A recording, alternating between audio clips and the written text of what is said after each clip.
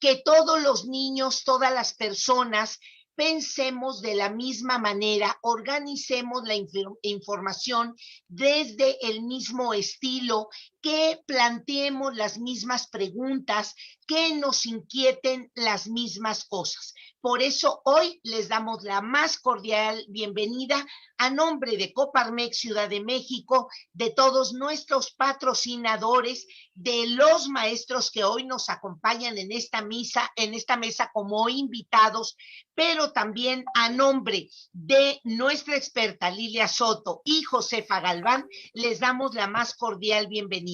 Disfruten mucho estos conversatorios, traten de traer sus realidades, las situaciones que ustedes manejan, y desde ahí, maestros y maestras, por favor, utilicen el chat para plantear sus preguntas y sus inquietudes. Josefa, siempre es un gusto que empecemos estas reuniones. ¿Cómo estás? ¿Cómo ha ido la semana? E introdúcenos, por favor, el tema.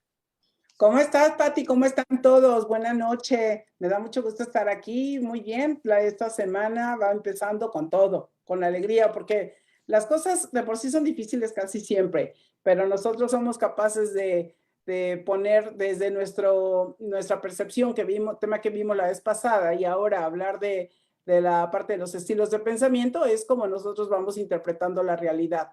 Así que muy contenta de estar aquí, y sin duda el pensamiento ya se ha dicho con frases, que si las afirmaciones, que si las afirmaciones, que si el lenguaje positivo y todo eso, cómo eso va moldeando nuestro pensamiento, cómo nos va llevando hacia un escenario más deprimente o más negativo para nosotros, o nos colocamos en un proceso más positivo, ¿no? Más, a lo mejor positivo realista, no tanto positivo ilusionista, donde nosotros no podemos hacer nada, sino esperar a que el universo conspire a mi favor, sino más bien con un enfoque de poner los pies sobre la tierra y analizar, pensar, y sin duda los estilos de pensamiento nos ayudan mucho en todo eso.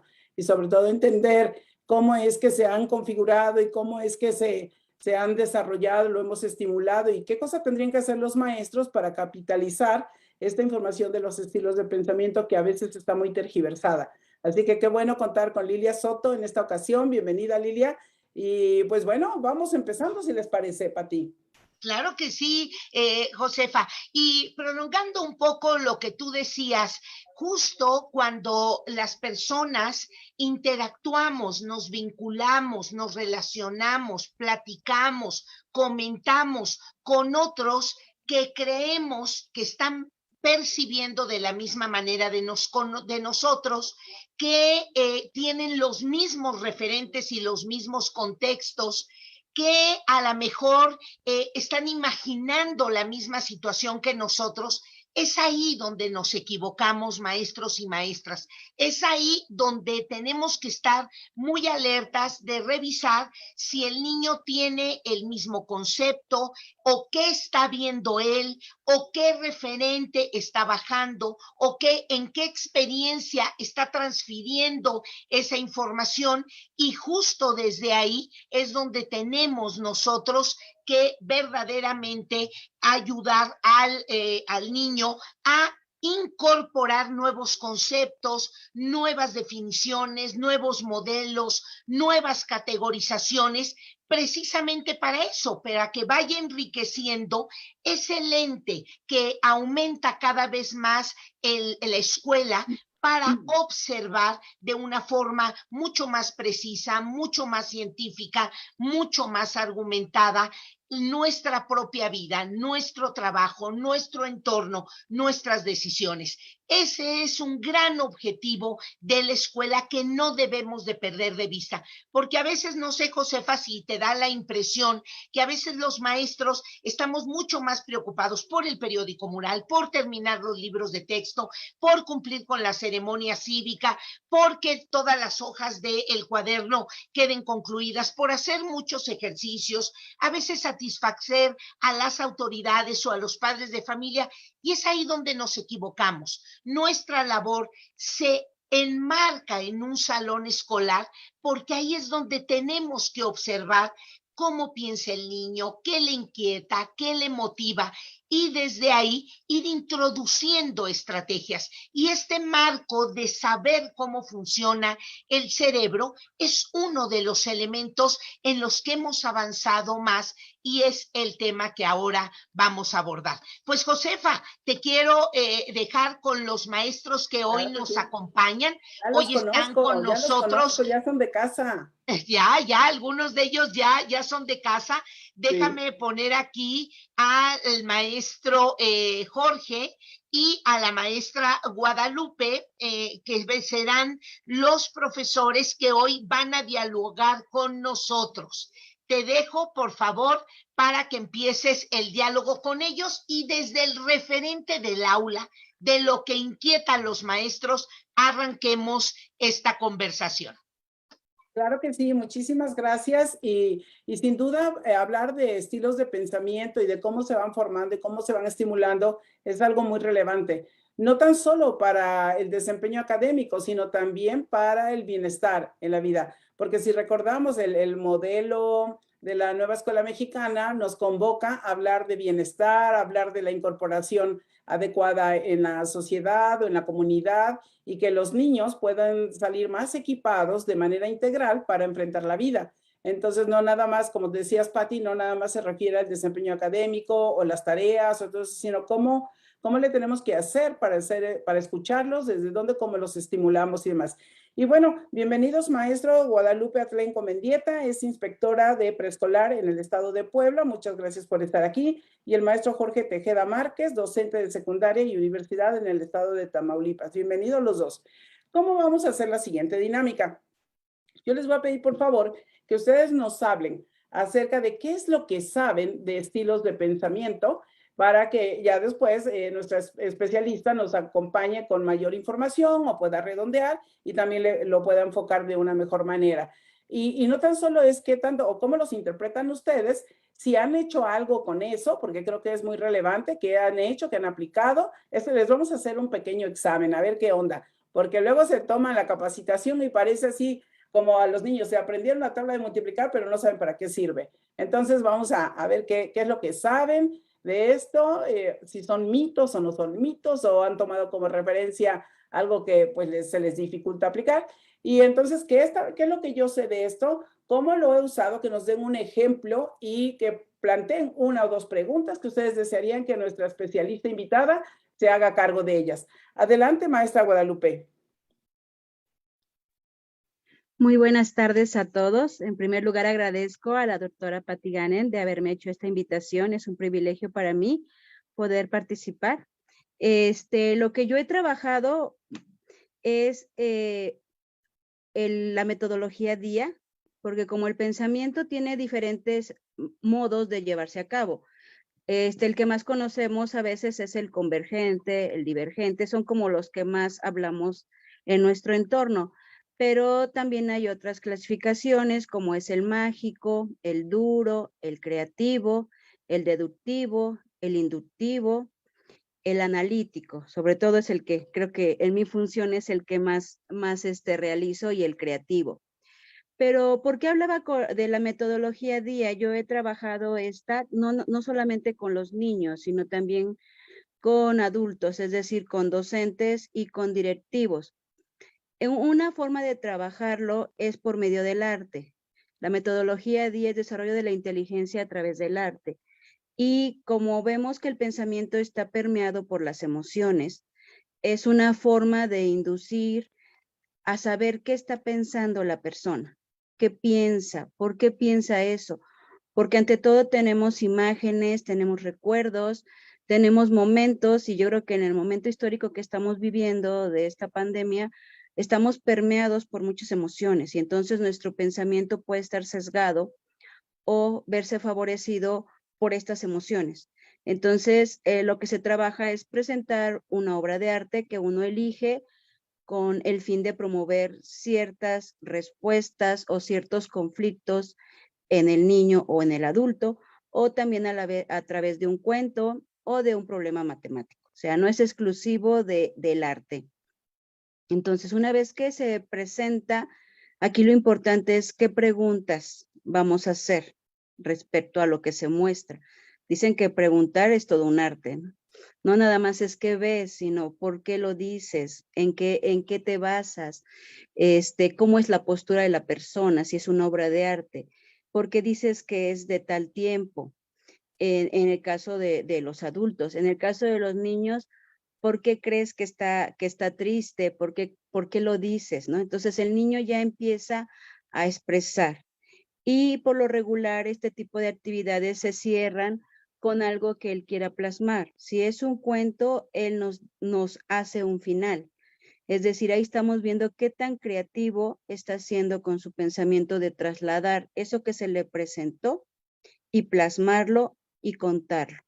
A través de una pintura puede hacer una carta, puede hacer un poema, puede hacer una canción, simplemente puede hacer su propia obra de arte y presentarla a los demás.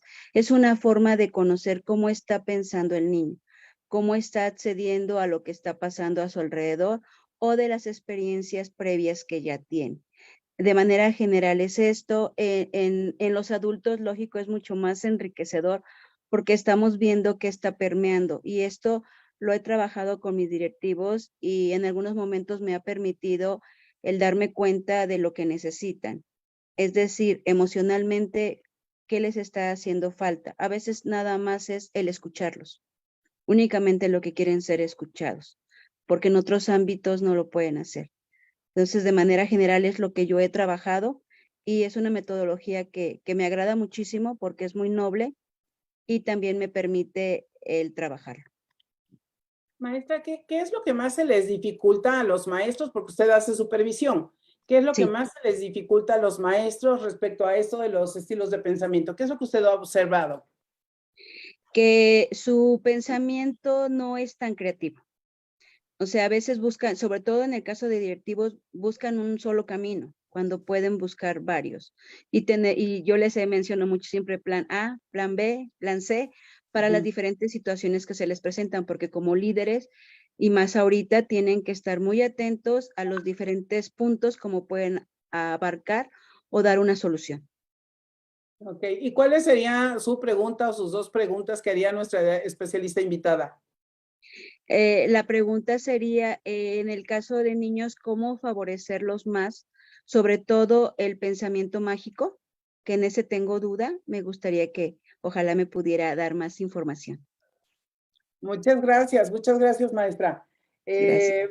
Bueno, pues vamos a continuar con el maestro Jorge Tejeda, que es docente de secundaria y universidad. Dos mundos bien distintos. De secundaria y universidad se brinca usted la prepa. Entonces vamos a ver, cuéntenos qué es lo que usted sabe acerca de los estilos de pensamiento, cuál es la teoría de los estilos de pensamiento, de aprendizaje, que a usted más le resuena, qué ha hecho con ella y bueno, y sus preguntas. Gracias, doctora Josefa. Muy buenas noches. Un gusto poder saludarle también a la doctora Patricia, maestros docentes. Por ahí hay unos exalumnos míos también incluidos en el foro. Un gusto también saludar a todas las personas que están aquí.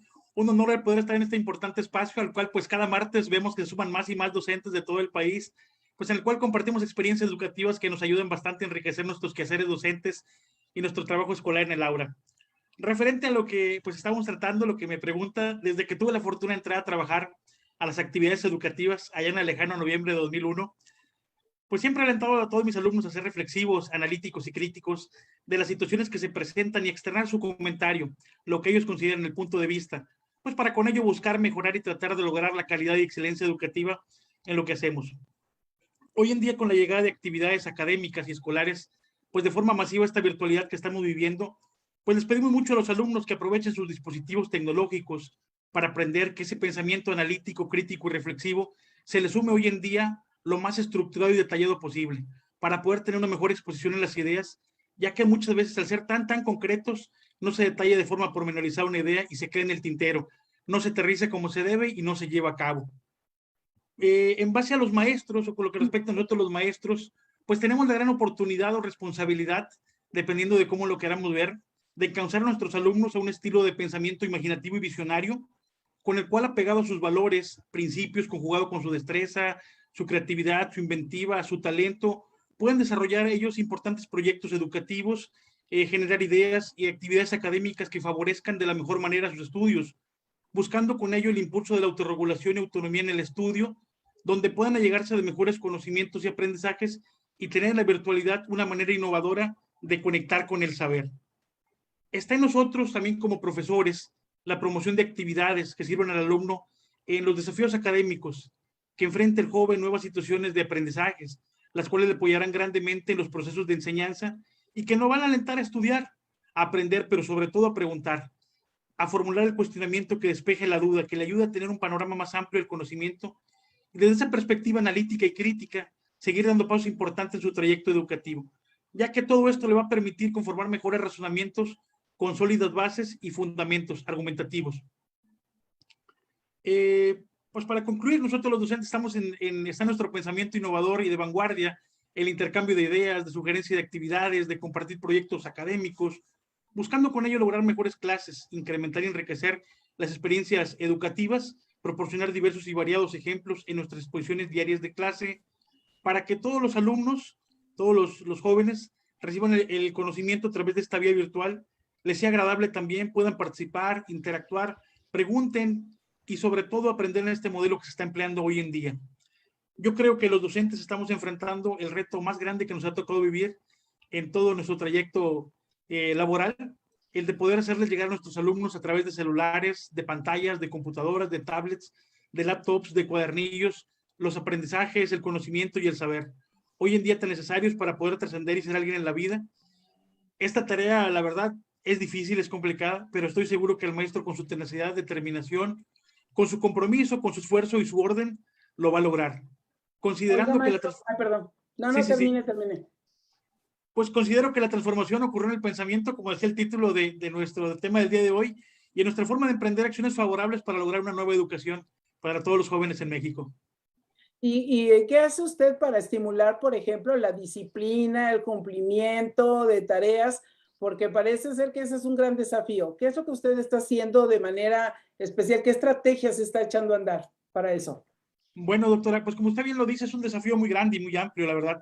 Con los jóvenes tenemos que buscar que lleven a cabo su actividad, su trabajo, las dinámicas participativas y activas en los cuales ellos se sientan dentro de la misma clase y que son parte de la misma y que todo comentario es importante. Yo siempre les digo, pregunten, las preguntas son para nosotros los maestros, no son para los papás, porque luego me he topado con mensajes, maestro, ¿nos puede explicar tal tema? Le digo, es que las preguntas son para los maestros. Le digo, dígale a su hijo que no haga eso, porque luego me dicen, oye, mi papá te estaba esperando que llegaras porque quiero que me expliques variación lineal. No, pues eso no es para el papá, es para que nos hagan las preguntas a los maestros. Entonces, bajo esos desafíos, doctora, pues yo siempre les digo a ellos que pregunten, que nos pregunten mucho para poder en este caso, pues llevar a cabo, para promover mucho un pensamiento, como lo he mencionado, analítico. Ok. Es que ya se había congelado su imagen. Pero particularmente porque digo, el pensamiento analítico está en una zona de nuestro cerebro, pero sí, la disciplina, el apego a normas, sí, lo que tiene que ver con el respeto a la autoridad y todo eso que también es parte de un estilo de pensamiento, ¿cómo usted le hace, si es que está echando a andar alguna estrategia para lograr eso? Porque esta es una de las digamos, no de las quejas, pero sí de las ayudas que casi siempre piden los maestros. ¿Cómo le hacemos para estos muchachos? A ver si usted está haciendo algo. ¿Cómo lo estimula para ello? Bueno, desde un principio establecemos un reglamento, doctora, para que también los jóvenes sepan, como dice usted, en ese orden, en ese, pues digamos, el seguimiento con la autoridad, en esa relación que tiene uno con la autoridad, tener un reglamento, tanto en las clases como en la forma en que llevamos a cabo los trabajos. Entonces, desde ahí partimos con los jóvenes a que ellos tengan el seguimiento correcto y apropiado, porque ahorita va a ser en la escuela, al rato va a ser en el trabajo, en el mundo laboral. Entonces, desde ahí partimos con ellos para que tengan ese orden, esa actividad directamente con la autoridad y que se promueva también los valores de respeto y disciplina, sobre todo. Muy bien. ¿Y cuál es la pregunta que tiene para nuestro especialista? Porque está muy lista y tomando nota, ¿eh? Sí, las preguntas que tendría para la maestra Lilia Soto serían, ¿qué acciones podemos promover las cuales incentiven a los alumnos a poseer un estilo de pensamiento colaborador y relacional con los estudiantes que presentan capacidades diferentes? Y también, yéndonos al pensamiento analítico y crítico, ¿qué iniciativas serían favorables para este estilo de pensamiento? Muy bien, muchísimas gracias. Bueno, pues ahí está las inquietudes y Ya hicimos un pequeño, así como un pequeño censo, a ver cómo andan en el conocimiento de los estilos de pensamiento. Adelante, Pati, el espacio es de ustedes. Muchísimas gracias, Josefa, por esta primera etapa de nuestro conversatorio, donde pues ya vimos que los maestros, desde su experiencia, desde su ámbito, desde su contexto, pues lo mismo que todos los maestros están intentando hacer cosas. Y bueno, pues vamos a dejarle ahora la palabra y la participación a nuestra especialista. Bienvenida, Lilia. Qué gusto tenerte aquí y que puedas ahora tú conversar con los maestros que ahora nos acompañan. Has escuchado 2 experiencias, pero además has escuchado muchísimas, Lilia, porque trabajas con maestros, con escuelas, con instituciones, con autoridades educativas y seguramente te resuena, te identifica, te hace sentido lo que nos ha platicado el maestro Jorge y la maestra Guadalupe. Entonces, quisiéramos dejarte este espacio de 25 minutos para que tú puedas hacer un marco desde dónde debemos ver los maestros esto que se llama pensamiento y qué tendríamos que hacer para que nuestras actividades, nuestra forma de hablar, la manera de organizar la institución verdaderamente incluya estos avances e ir contestando las preguntas de los maestros. Pero Lilia, déjame decirles a las personas que nos acompañan quién eres, ¿no? Lilia se define de una manera muy, muy bonita siempre en su semblanza, diciendo quién soy yo. Yo soy mujer, esposa, madre y abuela, y lo disfruto al 100%, siempre enfocada y trabajando en ser buena persona, más sensible y más humana. En mis intenciones valoro el ser y el sentir, tanto como el saber y el hacer. Hay que decir que ella actualmente es directora de proyectos e investigación educativa en OCEE, Consultoría Educativa y Empresarial. Y ella empieza a incursionar en este mundo de la educación desde su profesión. Ella es químico, farmacéutico, biólogo y realizó después de ello estudios de matemática educativa, maestría en ingeniería educativa y actualmente cursa el doctorado en estudios con énfasis en docencia. Entonces, fíjense cómo desde esa óptica Lilia fue jalada desde el mundo de la química farmacéutica, ahora ya una especialidad en educación. Y por supuesto, ha tenido varias experiencias profesionales ya durante más de 30 años de un ejercicio docente y profesional. Lilia, muchísimas gracias y te dejamos el micrófono. Muchas gracias, Pati. Pues para mí un gusto estar aquí compartiendo. La verdad, una de las áreas que más me gusta es justo esto, compartir, tener esta experiencia con los maestros, porque de ahí crecemos, de ahí vamos aprendiendo y vamos teniendo estas líneas de investigación que necesitamos tanto, ¿verdad? La investigación se hace del campo, de lo que está sucediendo, no tras un escritorio. A mí me encanta esto. Entonces, pues muchas gracias por darme la oportunidad. Y bueno, pues me voy a ir un poquito dando respuesta y me gustaría más bien como hacer un marco que yo les quisiera proponer de trabajo que me parece que encaja muy bien tanto en los 2 niveles, en el que trabaja la maestra Guadalupe como el maestro Jorge, y que nos ayuda de manera general a todos a mantener bien lo decía Josefa, este estilo de pensamiento positivo, estas formas en las que debemos ir vislumbrando la realidad, nuestros elementos, lo que tenemos para ver qué hacemos con ellos. Y bueno, pues, maestra Guadalupe, me encanta la metodología DIA, realmente es una metodología que pues bueno, ya tiene muchísimos años y es una de las más, yo le llamo amigables con cualquier edad, con cualquier profesión, en cualquier estado que se encuentre el ser humano. ¿Por qué? Porque nos está hablando de que ataca directamente, sí, la parte cognitiva, porque a eso nos lleva a plantear estos procesos cognitivos, a que la forma en la que piensen las personas, esta forma de pensar se vaya estructurando, pero a través del arte, a través de estas experiencias de construcción de ciertas piezas que van a ser después como de un significado muy simbólico para el ser humano. A mí me encanta esto. La metodología DIA inicia, sí, para los estilos de pensamiento, para llevarnos a pensar, pero fíjense, en un inicio iba más enfocada a desarrollar la inteligencia, ¿sí? Pero la inteligencia la conciben como una forma de pensar, y el pensar nos lleva al estilo de pensamiento de cada uno. O sea, creo que esto es muy bueno. Ahora, ¿qué es lo que más aporta esta metodología? Pues obviamente está el pensamiento creativo, ¿verdad?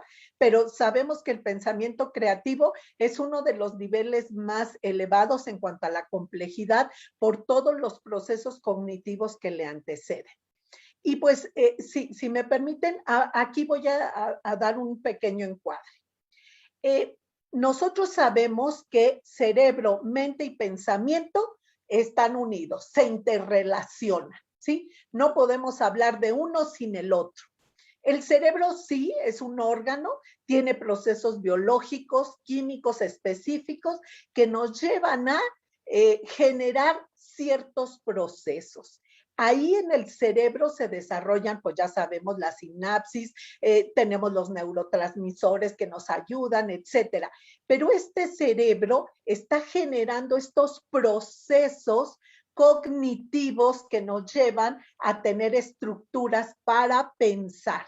Una estructura para pensar nos la da ese proceso. A ver, primero, lo decían hace un rato, yo tengo una percepción de lo que está sucediendo, mis sentidos es el primer filtro que yo tengo para el aprendizaje, para lo que puedo pensar o puedo yo interpretar de mi realidad, son esos sentidos. Ahí empiezo yo a identificar ciertos elementos conocidos con mi memoria, empiezo a bajar cajitas de mi cerebro, enlaces que me van llevando, pues sí, ¿verdad? Si veo, por ejemplo, ¿verdad? Si escucho un automóvil que está rechinando, inmediatamente en mi mente se forma una imagen, pues, de un carro que está frenando, ¿verdad? Y me pudiera imaginar que porque se atravesó un perro, ¿verdad? Porque a lo mejor tengo fresco eso. O en otro momento alguien pudiera pensar, no, es que pasó un chico o una chica muy guapa y frenó para verlo, ¿no? O en otro momento alguien puede decir, no, es que frenó porque había ahí un puesto de lotes muy ricos y bueno, se le antojaron, ¿no? Esta imagen que nos trae al pensamiento, el cerebro a pensar, esto es a través de estas experiencias previas, a través de esta memoria que ya tenemos. Y entonces ahí la importancia, maestro Jorge, maestra Guadalupe, de generar estrategias que ayuden a los alumnos a mantener esa memoria activa. Es decir, la memoria no hay que satanizarla, no hay que estigmatizarla, la memoria funciona y nos funciona hasta ahorita, ¿no? Yo, por ejemplo, si me dicen cuál es tu número celular, me lo sé, el número de tu casa lo sé. Pero si me preguntan el número de mi hijo, no me lo sé porque lo tengo en el celular, ¿no? Mi memoria ya está ahí algo, pues rara. Pero si me preguntan acerca de una receta que me gusta mucho, esa comida, te la digo de memoria, ¿no? Porque ya somos selectivos. En el caso de los estudiantes, desde pequeños, vámonos hasta la adolescencia, que es donde ya está el maestro Jorge trabajando con estos jóvenes ya. La memoria es una herramienta que requiere ser trabajada. ¿Y cómo la vamos a trabajar? Obviamente, como decíamos, a través de los sentidos, a través de experiencias, pero a través de dinámicas en el aula. Se ha comprobado que una de las mejores formas de ejercer la memoria es a través del juego. Y no el juego por sí mismo, sino a través de este elemento de motivación, de diversión, de afectividad que se va dando en este entorno. Entonces, bueno, tenemos que estimular la memoria. ¿Cómo lo hacemos? Pues a través de este tipo de situaciones. Por ejemplo, hoy por hoy a mí me impactó muchísimo una imagen en Facebook donde están niños de primero de secundaria y en el pizarrón, no sé si lo vieron ustedes, está un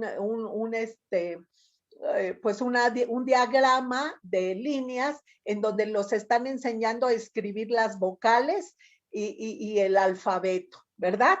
Porque se les olvidó. O sea, yo no creo que esto esté sucediendo. Creo que a lo mejor el alumno no sabe leer totalmente o lee, pero no comprende, pero no a ese nivel. Pero bueno, me impactó la imagen y me trajo de recuerdo esta parte del proceso cognitivo.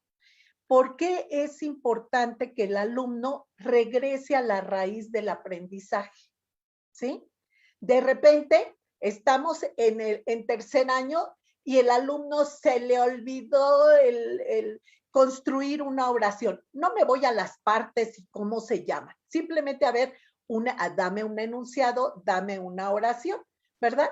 Y al final, no lo pude lograr. Y entonces, muchas veces los maestros decimos, es que el maestro anterior, el de segundo, no enseñó bien, ¿verdad? Es lo más fácil. Y así nos vamos la cadenita en secundaria, pues los de primaria, y en prepa, pues los de secundaria, y en la licenciatura, los de prepa. Y así nos traen. No, se trata de que es un mecanismo del ser humano de utilizar únicamente lo que le es en este momento útil, lo demás lo guarda.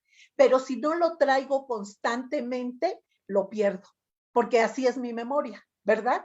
Estamos hablando entonces de que maestros tenemos que ir haciendo un recorrido de los aprendizajes siempre a través de juegos, a través de dinámicas. Es más, proponerle a los mismos alumnos qué hacemos para recordar lo que vieron antes. El hecho de que en una situación didáctica como estrategia se tomen ciertos momentos para considerar los conocimientos previos o para verificar el andamiaje del aprendizaje, etcétera, no es otra cosa que estimular nuestro cerebro para que se venga otra vez esos procesos que ya sabíamos. Entonces, esto es lo primero. Lo segundo que me gustaría enfocar, pues es algo de Miguel de Zuviría, que a mí me encanta, que él decía que la mente tiene como módulos, ¿verdad? Está la parte cognitiva, la parte afectiva y la parte ejecutiva. Es decir, hoy ya en este momento sabemos que estamos hablando de las partes del cerebro en donde se llevan a cabo esos procesos, pero fíjense, él decía, la función primordial que tiene el cerebro es que la mente conozca, valore y decida. Tres acciones fundamentales.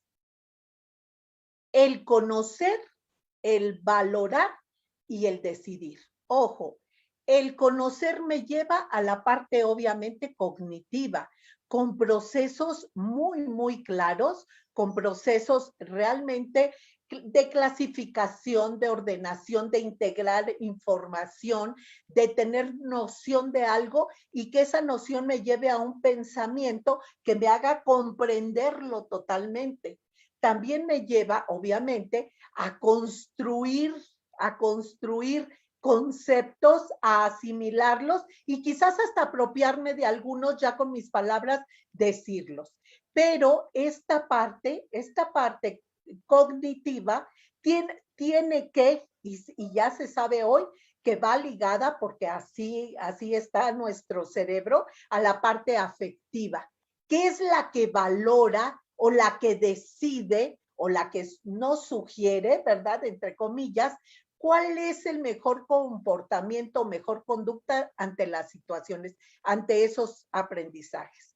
Es decir, las emociones, los sentimientos, las actitudes son las que me llevan al final de cuentas a elegir dentro de toda esta gama de aprendizajes que yo voy teniendo. Es decir, la parte cognitiva está unida a la parte afectiva, que es lo que hace que la parte ejecutiva decida, que transforme, que realmente esté trabajando en ello. Es decir, hay una comunicación neuronal en donde nuestra mente está modificándose dependiendo de lo que tenemos en cada momento. ¿Y a qué voy con estos maestros?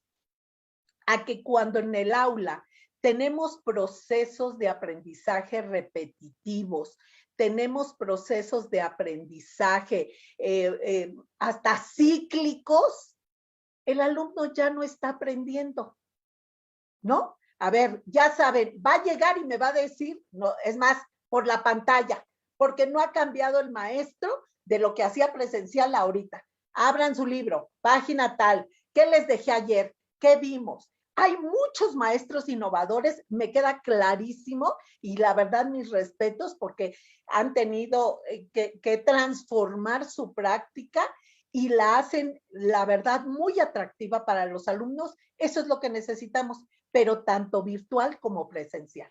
Yo no puedo esperar que después de que me vieron en pantalla, porque también he visto ahí unos memes, ¿verdad?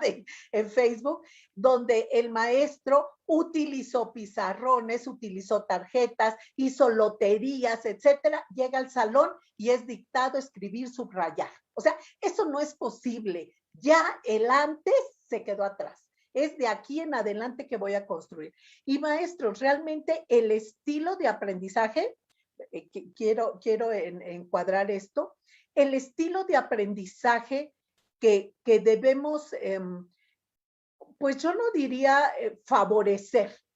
A mí me parece que todos los estilos de aprendizaje se requieren en algún momento de nuestra vida, ¿sí? O sea, yo no podría decirles, es que es mejor el lógico. No, no, no, vámonos al ejecutivo. No, no, no, vámonos al legislativo. No, a ver, no, no. O al abstracto. A mí me encantó un ejercicio que hizo la maestra Judith Murphy. Ella está trabajando a nivel licenciatura y dejó un texto que leyeran sus alumnos sobre los diferentes estilos de pensamiento. Fíjense, les dio un texto, léanlo. Y les dio una serie de preguntas que tenían que responder para el texto. Pero no es, ¿qué significa el estilo lógico? ¿Qué significa, como decía la maestra, el estilo mágico? No, decía, ante una situación de emergencia, ¿cuál es el estilo que mejor o que mejor te sirve? ¿No? ¿Cuál consideras que deberías de desarrollar para tener mayor habilidad al momento de hacer un debate, por ejemplo? ¿Verdad? Otra pregunta que decía es, ¿cuál estilo de aprendizaje consideras que es el más indicado para las personas que están trabajando con adultos mayores? Fíjense, o sea, a eso tenemos que ir. El estilo de pensamiento, hay muchos autores, ¿no? Y son válidos y creo que su clasificación es muy atinada. Yo me quedo con el de Herman por los hemisferios cerebrales, sin duda alguna, ¿verdad? Ese es mi favorito. Pero al final de cuentas, lo que debemos impulsar en nuestros estudiantes es que deben tener un abanico de posibilidades para que puedan ellos dar respuesta a lo que se les presente en la vida. La verdad, eso es.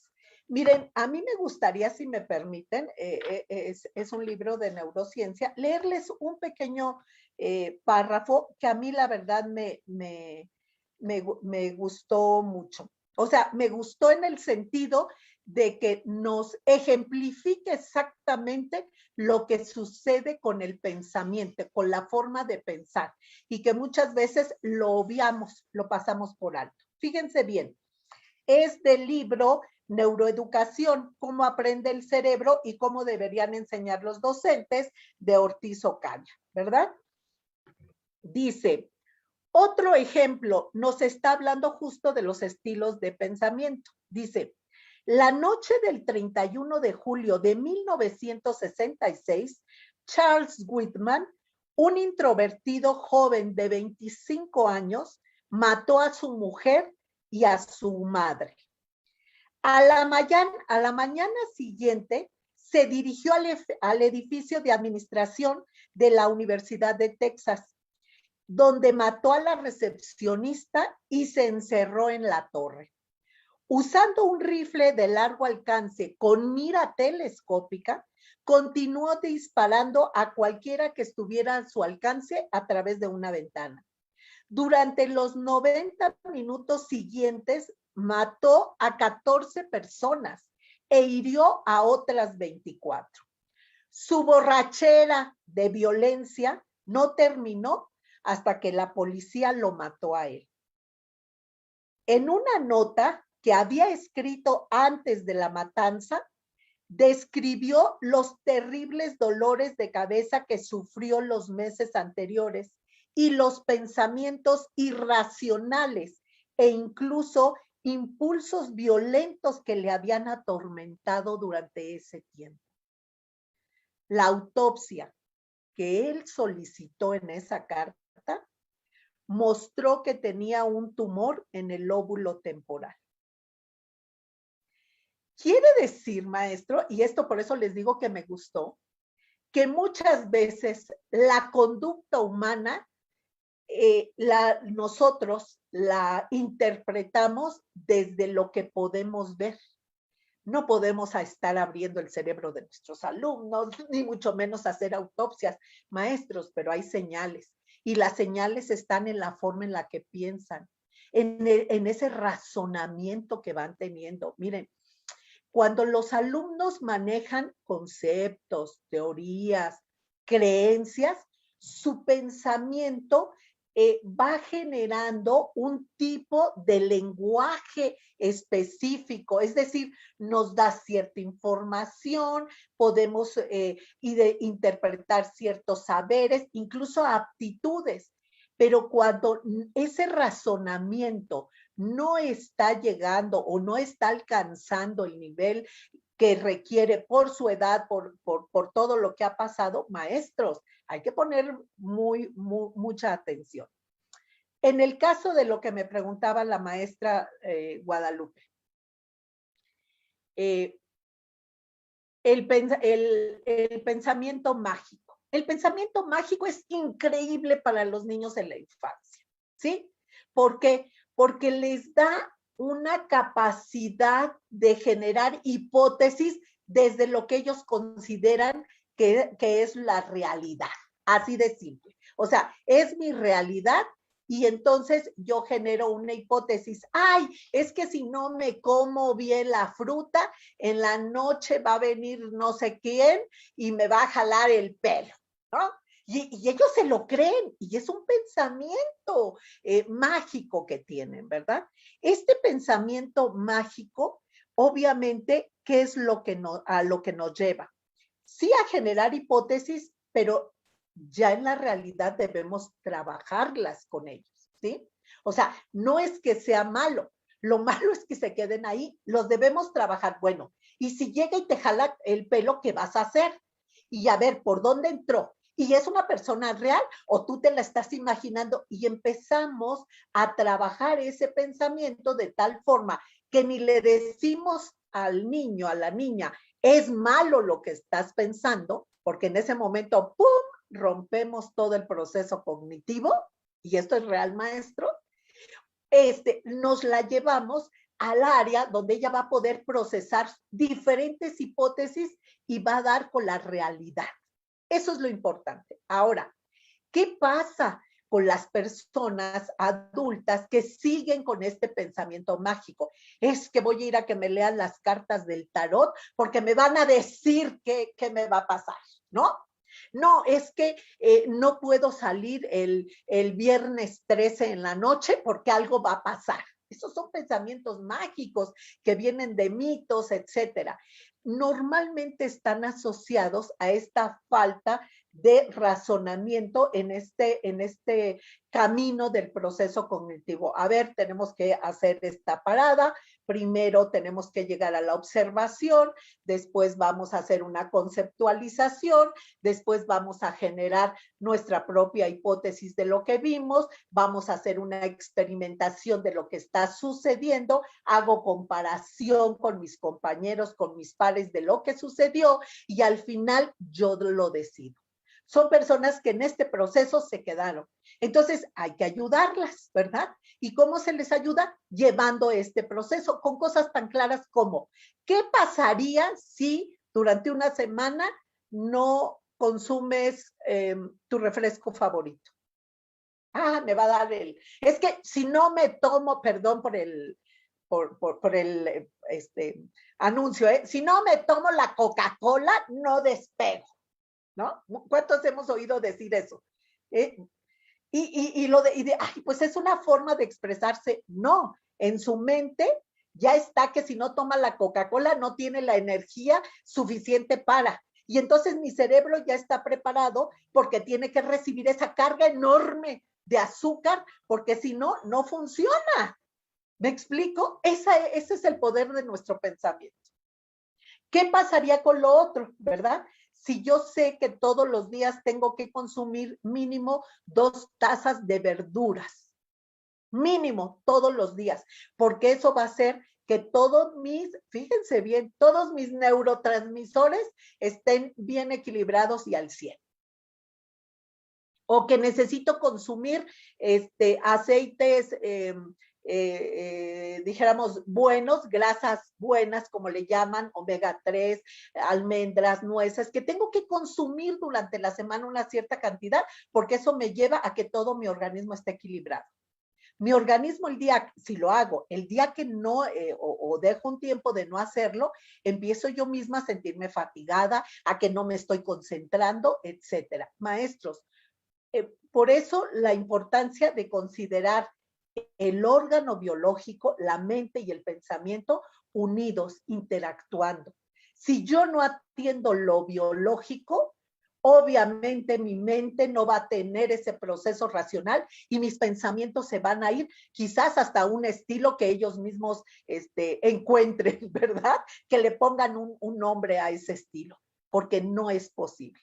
Entonces, sí me parece que en el ámbito en el que nos movemos, maestros, en el ámbito de ayudar a formar seres humanos, tenemos que ser bien conscientes de estos procesos cognitivos que nos llevan, obviamente, pues a trabajar desde la parte de la memoria, la imaginación, a partir de ahí el pensamiento, y vemos el pensamiento tal cual como sí la parte reflexiva y teórica, que nos ayuda pues obviamente a utilizar conceptos, pero nos lleva más hacia las hipótesis, a la emisión de juicios o a fundamentar ciertos juicios. ¿Para qué? Para exponer ideas de manera lógica y en ese momento yo paso de realizar amplias generalizaciones a tener teorías específicas para cada parte. No es lo mismo que yo esté platicando con mis maestros, por ejemplo, en educación media y media superior, a que me ponga a platicar con mis amigos. Yo siempre les he dicho, en el lenguaje se sabe la forma en la que tenemos estructurado el pensamiento. Porque hay personas que hablan muchas palabras malsonantes, ¿ah? Malas palabras que decimos, pero saben en dónde y con quién, y hay otras que ya las generalizan. Hay otros inclusive que su lenguaje se hace corto cuando tiene que dar una exposición ante otras personas, pero si está en corto con una persona es muy amplio. Entonces, esta es la parte que debemos de trabajar. Y por último, maestros, la afectividad. Son los 5 procesos fundamentales para que nuestro pensamiento esté al nivel del desarrollo, obviamente, integral de la persona en la etapa que nos corresponde, pero que nos lleve a utilizar, ojo, diferentes estilos de pensamiento. No me puedo casar, es que yo soy abstracta y entonces, no. El ser humano, fíjense, yo comparo mucho el estilo de pensamiento con los estilos de aprendizaje y con las inteligencias múltiples. Quizás tenemos uno que predomine, pero nuestro deber es desarrollar lo más posible o conocer los demás. ¿Por qué? Porque me pueden servir en algún momento de mi vida, ¿sí? Entonces, maestros, memoria, imaginación, pensamiento, lenguaje y afectividad, esas 5 partes van unidas hacia concretar los procesos cognitivos que nos llevan realmente a pensar. Bueno, esto es por un lado. Maestro Jorge, usted me hablaba de los procesos analíticos. ¿Qué acciones puede usted implementar? Pues realmente para que se tenga una colaboración, una relación, pero entendía yo, entre su equipo de trabajo o era hacia el alumno. Ahí fue donde me perdí, maestro, si me ayuda. Sí, buenas noches, doctora. Yo hacía la pregunta que cuáles iniciativas eran pertinentes, apropiadas para llevar a cabo, para fomentar, en este caso, el pensamiento analítico y crítico entre los jóvenes. Entre los jóvenes, ok. Sí. Gracias, sí. Gracias a usted. El pensamiento analítico y el pensamiento crítico, bueno, vámonos por partes. El pensamiento analítico surge obviamente de todo un proceso de razonamiento que viene, dijéramos, desde el momento en que el alumno empieza a generar una idea, pone la hipótesis, describe su hipótesis, hace varios intentos y entonces se va hacia la decisión o toma la mejor decisión. El analítico lo que hace es que ve todas las causas posibles para elegir una. Maestro, pero para llegar ahí tenemos que pasar por muchos procesos anteriores. ¿A qué me refiero? A ver, primero tenemos que desarrollar en los alumnos la capacidad de observación al 100%. Ese es el primero.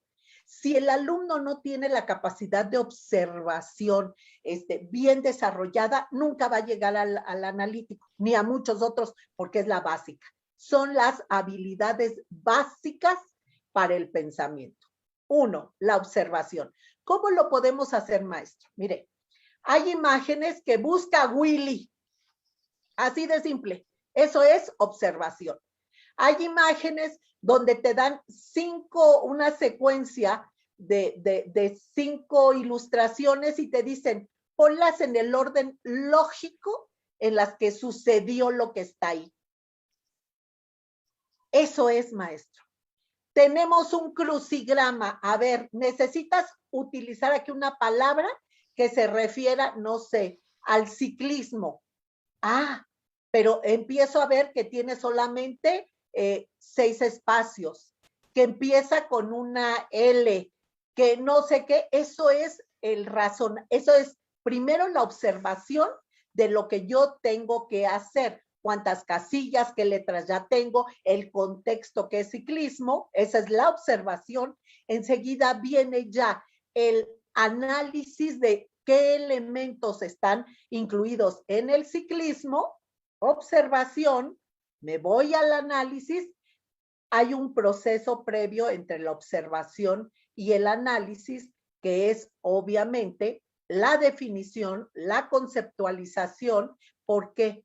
Porque si no sé lo que es ciclismo, pues ya no hice ningún análisis, ¿verdad? Pero bueno, me salto estos. Este es un proceso, ahorita nada más se los hago así. Y por último, me voy a una síntesis de lo que sucedió para elegir qué palabra es. Ese proceso tan insignificante a lo mejor es muy significativo para el proceso cognitivo. ¿Por qué? Porque nos lleva a desarrollar esa observación. Después de que observé, voy a poder seleccionar lo que hay ahí a través de mi experiencia, estoy conceptualizando, estoy definiendo de lo que yo tengo, interpreto la situación. Al interpretar la situación voy a analizarla y entonces voy a seleccionar ciertos elementos y elegir, ¿sí?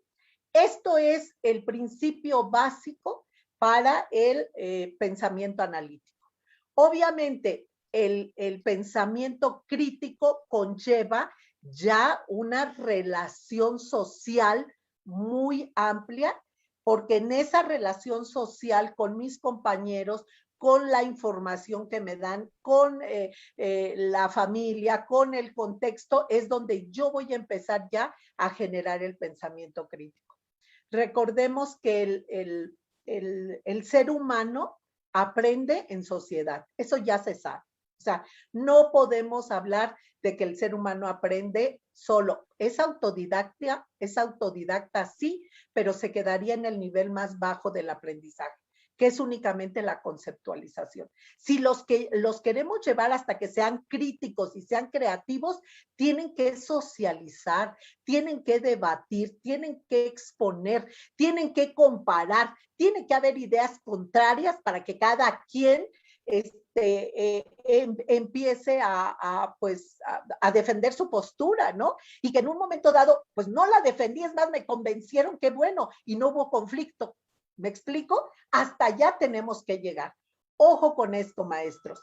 Al final de cuentas, pues obviamente esta situación nos lleva a que el ser humano, fíjense bien, necesita generar la capacidad para sí aplicar esos conocimientos y esos pensamientos en el contexto diverso al que se va a presentar. Es un contexto problemático, cambiante, sorpresivo, instantáneo, porque cambia de un momento a otro. Pero debe utilizar esas habilidades y destrezas cognitivas, ¿sí? Estas habilidades y destrezas van unidas a esas emociones, sentimientos, actitudes y valores que lo van a llevar a solucionar o a dar respuesta a esa situación en su entorno para su bien y el bien común. Ahí tenemos que llegar, maestro. Tenemos que preparar a los alumnos para que realmente tengan un proyecto de vida, sean exitosos, felices y que disfruten hacer felices a los demás. Muchas veces me dicen, ¿pero eso cómo se logra? ¿Es difícil? Sí, maestros. Pero si cada uno ponemos nuestro granito de arena desde donde estamos, lo vamos a lograr. Hay muchas, hoy por hoy, hay muchas pruebas ya científicas de que esto es posible. Y lo mejor es que es posible a través de la bondad con la que se le enseñe al alumno. Y enseñarle, obviamente, desde sus intereses, desde su propio ser. Esto es importantísimo. No sé si di respuesta, a mí me apasiona hablar de este tema, pero bueno. Pues seguiremos seguramente charlando sobre estos temas, Lilia. Fíjate que ahora que te escuchaba y en esta parte última, cuando el niño trabaja contento, disfrutando, cuando se maravilla de lo que el maestro le va poniendo como provocaciones para pensar, ahí es donde el niño aprende a ser feliz. La felicidad, digamos, es ese estado de tranquilidad, de disfrute, de seguridad, de confianza que la escuela tiene que promover cada vez más para que el niño vaya teniendo esos ejercicios de, a partir de lo que piensa, crear incluso sus propios estados de seguridad. Yo, Lilia, quiero plantearle a los maestros 3 cosas que nos dijiste. A ver, ¿Qué método usar?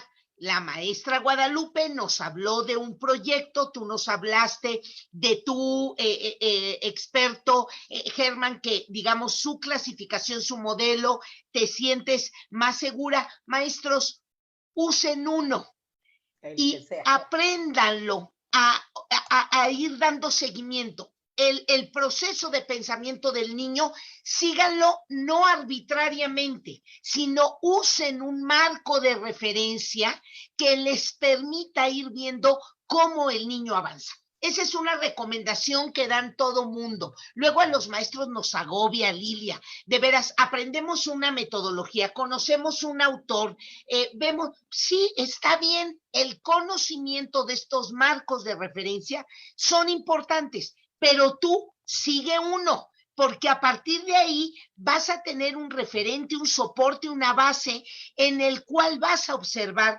el proceso del niño.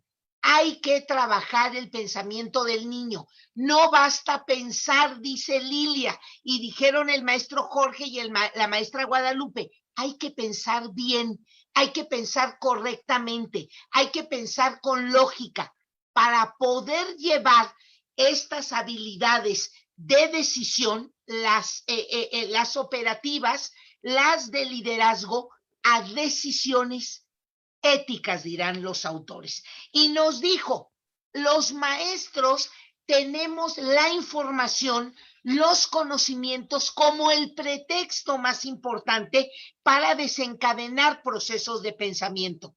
Pero no basta que declare el conocimiento, sino que viva el proceso para llegar a ese conocimiento. Entonces, cuando el niño piensa el conocimiento, dirían algunos especialistas en desarrollo de habilidades del pensamiento, cuando el niño vuelve a vivir el proceso que creó un concepto, una teoría, un modelo, cuando el niño vuelve a vivir cómo inventamos la escritura, por ejemplo, o cómo inventamos los números, en ese momento se apropia del conocimiento. Y ahí es donde estamos verdaderamente enseñándole a pensar, porque yo quisiera, Lilia, que contestaras una pregunta de la maestra Carolina de la Ciudad de México, que se refiere a un proceso específico y de ahí genera una pregunta para ti. Dice, la percepción depende de la experiencia. Parte como de este supuesto. Y luego viene su pregunta, ¿a qué edad los estudiantes deben de ser conscientes de su estilo personal de pensamiento y en qué momento pueden integrar otros estilos? Te dejo para que puedas responder esta inquietud de la maestra. Sí, gracias. Efectivamente, la percepción de cada persona es diferente porque depende de su experiencia. Depende de esa parte memorística que tiene ya y de los sucesos que ha vivido, definitivamente. Ahora,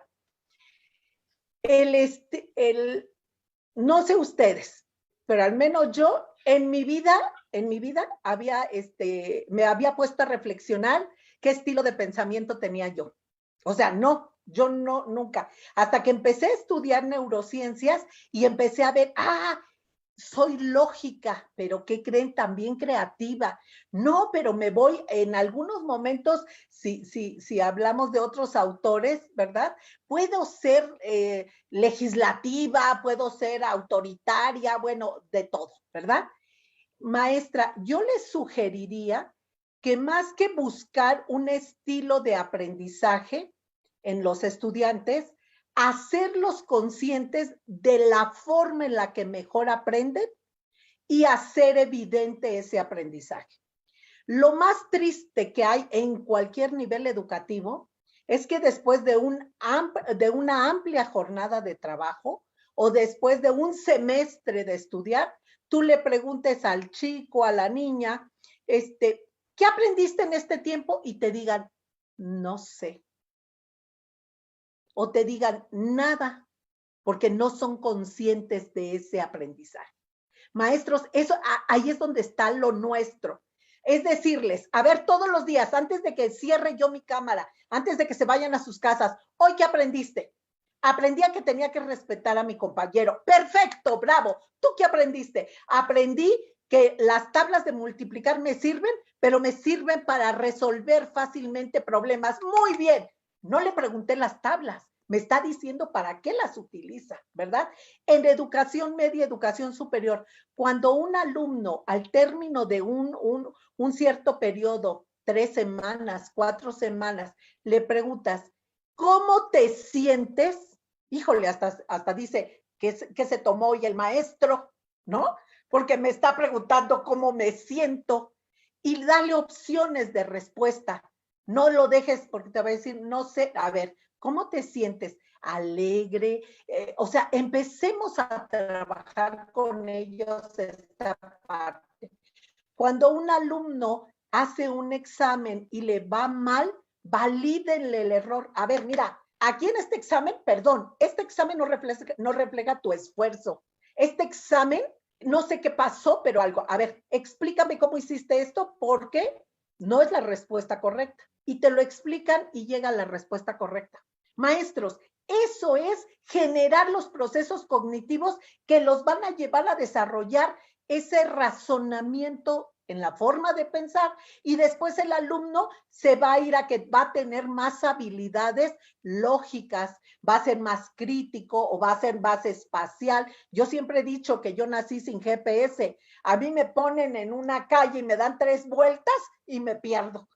Y luego me dicen, camina al norte 3 cuadras, pues díganme dónde está el norte, por favor. O sea, de eso se trata, de que lo que yo voy necesitando, lo voy a ir desarrollando, maestros, sin tenerles que poner nombre. Perdone, yo soy muy hacia allá. Necesitamos llevarlos hacia habilidades.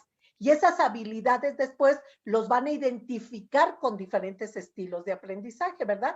Y esos estilos de aprendizaje, ¿hacia qué los llevan? Bueno, a que a lo mejor yo sí soy más, soy secuencial, quizás soy más visionario, quizás soy más espiritual, expresivo, sí, pero eso es solamente el nombre del proceso que me ha llevado a resolver las situaciones que se me han presentado. Porque, ojo, maestro, el estilo de pensamiento, ¿para qué nos sirve?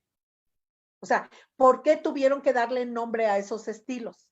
Porque era la forma en la que estas personas resolvían las situaciones. Y hay 1,000 formas de resolverlas. ¿Qué tenemos que hacer con nuestros estudiantes? Que lleguen a la forma que a ellos se les complique menos en la resolución o en la toma de decisiones, pero que sea para bien de ellos y de los demás. Y esto es la parte ética que nos hablaba Patti. No sé si contesté la pregunta, pero bueno.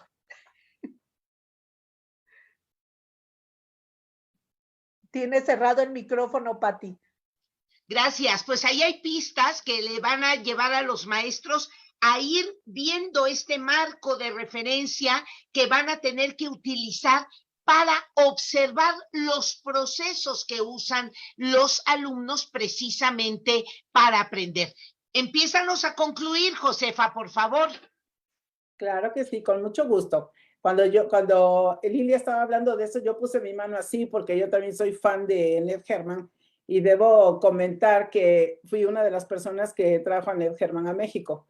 Entonces, cuando llegó Juan Carlos Polino y Eve de Filippo, yo trabajaba en la Asociación Mexicana de Capacitación y fui en un congreso, lo trajimos por primera vez y bueno, ya, checaron para quedarse. Y desde entonces, yo me he dedicado a trabajar 20 años con percepción y pensamiento. Y lo que decía Lilia es muy importante. Más allá de que haya más teorías o más interpretaciones de la misma teoría, porque pareciera que son teorías diferentes, ¿qué hacen a veces las personas? Tomo el mismo contenido y lo renombro para que ya sea como mi propiedad. Pero siempre hay que ir a la base. A mí me encanta ir a las bases del quién propuso el modelo, cómo es que pensaba, de dónde vino, de dónde se le ocurrió. Y lo que nos decía Lilia a mí me encanta porque más allá de estar nombrando estilo de pensamiento, que si lógico, que si visual, perdónenme, pero eso no es cierto. No existe un aprendizaje visual, no existe un aprendizaje kinestésico, somos todo. La cuestión para mí es que ustedes puedan encontrar rutas rutas de los alumnos, rutas propias. ¿Por dónde empiezo? Empiezo por lo lógico y luego me voy a lo relacional o luego me voy a lo creativo. Esas rutas son muy importantes, pero más importante que identificar el de los alumnos es que primero identifiquen el de ustedes, porque de esa es la manera en que enseñan. Entonces, cuando yo luego les digo que hay un contenido difícil de enseñar o difícil de aprender. Eso va a depender de la estrategia que ustedes hagan, pero en la medida que ustedes conozcan más y desde un pensamiento crítico, maestro, pónganse en que no nos crean lo que le estamos diciendo. Aplíquenlo y compruébenlo. Van a encontrar sus propios resultados, porque hay ocasiones que podemos encontrar información que nos pueda parecer mediocre o infundada o insuficiente o eso ya me lo sé. Eso no es pensamiento crítico, sino más bien decir, a ver, le voy a buscar más, no me voy a conformar con esto. Y a los alumnos se les puede ayudar. Y lo que Lilia decía, estas etapas del proceso cognitivo me parecen muy importantes que no se olviden de ellas, porque una cosa que no observamos no existe para nuestro cerebro. Si yo no lo veo, como dijera la Thalía, si no me acuerdo, no pasó.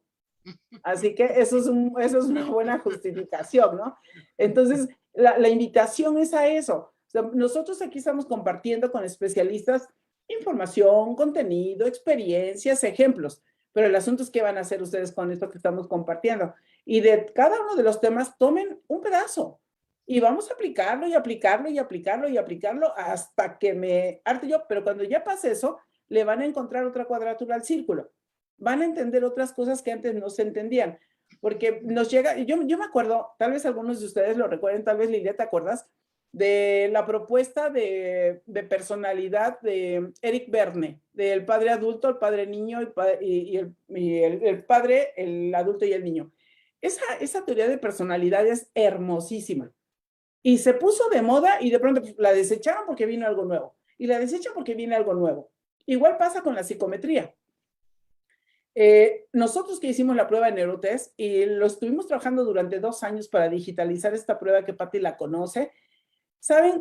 Cuando sacábamos los reportes de las pruebas y que hicimos los piloteos, nos dimos cuenta que parecían horóscopos, todo el mundo se parecía.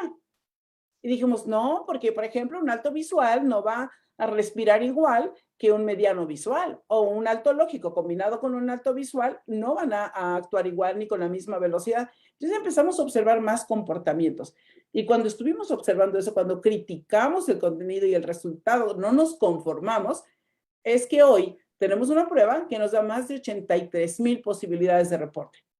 Entonces, eso es muy bonito porque dice, wow, ¿cuánto puede uno construir solamente con dudar de lo que estamos, incluso lo que estamos haciendo? Y eso, maestros, me parece que Lilia lo que está buscando es invitarnos a dudar, a prepararnos, pero sí aplicar, porque ya como 15 cuántas veces les dijiste, ¿no? Que lo apliquen, o sea, que no se lo lleven, hay que llevárselo puesto y ponérselo es aprender, volverlo, cuando dicen incorpora información es que lo hace cuerpo, es decir, que se lo pone, lo empieza a aplicar, etcétera, lo va integrando hasta que se vuelva habilidad y hasta que se automatice. Entonces es un proceso de análisis, puede llegar a ser muy rápido. Ay, ¿por qué hay gente que es tan rápida para tomar decisiones?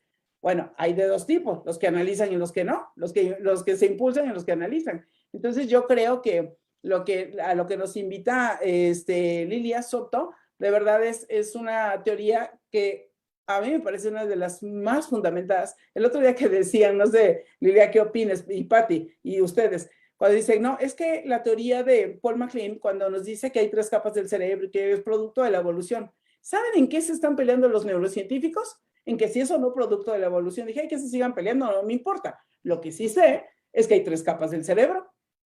Entonces, ¿dónde me ubico en la investigación? En lo que yo veo, lo que observo, lo que a mí me pasa y lo que le pasa a mis alumnos o lo que a nosotros como familia nos pasa, y a partir de ahí yo puedo construir un conocimiento que están seguros, aunque no esté tan fundamentada una cierta teoría, pero si ustedes se la apropian y la machacan y la buscan y la aplican, pero siempre con un enfoque de excelencia. La excelencia es progresividad. ¿Cómo vamos a ir mejorando, encontrándole más? Y yo cerraría con eso, Patti, en esta intervención, donde Lilia me parece que nos invita a no se conformen y hay que buscarle. A mí me parece que eso es a lo que nos convoca. Gracias, Pati.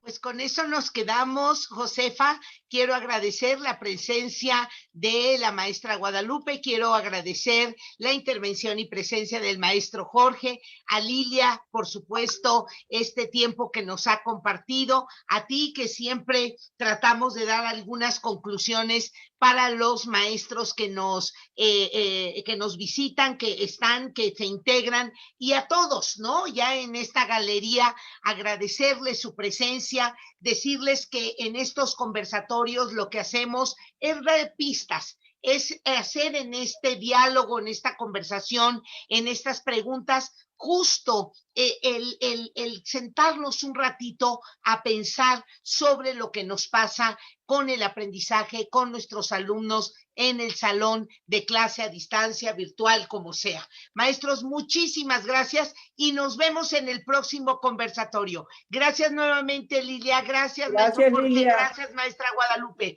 Y gracias a todos ustedes. Gracias, Josefa. Un abrazo. Gracias, igual. Buenas noches. Muchas gracias a todos. Pongan su cámara, caray, pongan su cámara para verle la cara y tomar la foto, Pati. Sí, pues ya estamos en Facebook, todo esto siempre sale y nos da muchísimo gusto. Ahorita que la maestra Vanessa prende su cámara, se ven guapas, guapos, pues pongan la cámara para que Pati pueda sacar una bonita foto, ¿no? Que se siente así como feito. Están dando la clase y se ven puros nombres y pantallas negras. ¿Qué es eso? ¿No? Así es. Okay. Muchas gracias, maestros. Gracias. Hasta la Nos próxima. vemos. Buenas noches. Un abrazo. Chao. Muchas gracias. Bye. Bye. Hasta luego, un placer. Gracias. Igualmente, Gracias. hasta luego. Saludos a todos, buenas noches. Buenas noches.